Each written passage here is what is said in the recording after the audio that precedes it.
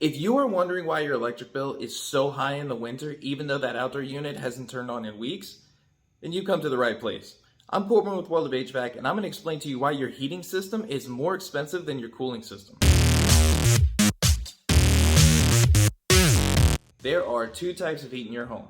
You can have a gas furnace, which burns natural gas to create heat like a stove, or you can have an air handler with electric heat strips, which is basically a giant hairdryer. A heat pump is different, and I will get to that later.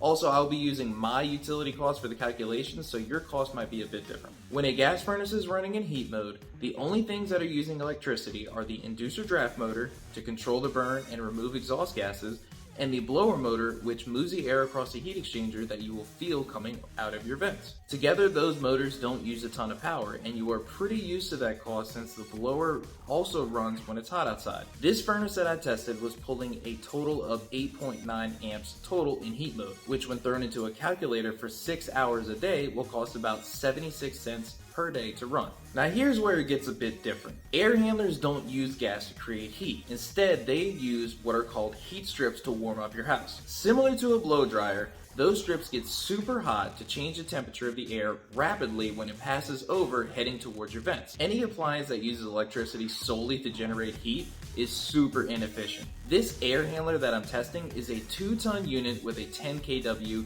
heat strip. As you can see, the unit is pulling a whopping 42.7 amps in the heating mode. When we throw a 10 kW heater into the calculator, it will cost about $7.20 per day to run. That is a huge difference. Now, what I showed you was a 2-ton system, and that's not a very big system. Depending on the size of your house, you could have up to a 4 or 5-ton system.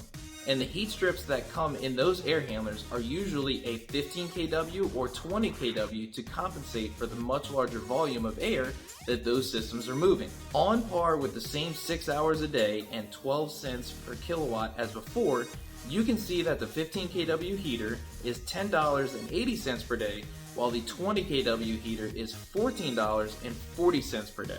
Just as an example, I want to show you this tag on a basic 4-ton condenser. When we put the compressor into our calculator with the same parameters, it comes out to $2.67 per day. I guess leaving the door open to cool the neighborhood down isn't so bad. Now that you understand the numbers, what can you do about your bill? Well, it would be awesome if we could all switch over to gas heaters. That most likely is not possible. First things first, you need to figure out where all your heat is going. Heat only goes one way, towards cold. So basically all the heat in your house is trying to get outside. Check a couple of things in your house that might be letting your heat out. If your insulation in your attic is worn out, replace it. You can have energy efficient windows installed that limit the transfer of heat. Weather stripping around exterior doors will also help. One huge upgrade you can make is upgrading the outdoor unit to a heat pump. A heat pump works with an air handler all year round. In the summer, it works like the traditional AC system that everyone is used to. And in the winter, it reverses the operation and makes the evaporator coil hot instead of cold. Instead of using your heat strips and a huge cost to heat your home, you're using the cheaper outdoor unit to stay warm. Now there is one thing you need to know before getting a heat pump. When the temperature outside dips below freezing, it will shut down and your inside heat strips will turn on. Don't be alarmed, they just don't operate when it gets that cold. But between 60 and 30 degrees, you're gonna be saving money. I hope this video helped you understand why it's more expensive to heat your home in the winter than it is to cool your home in the summer. If it did, please hit the subscribe button and like this video. I have a full playlist that I am building right over here for homeowners to help them out, give them tips, all that good stuff. So please subscribe, hit like, go check out the playlist. I'll see you in the next one.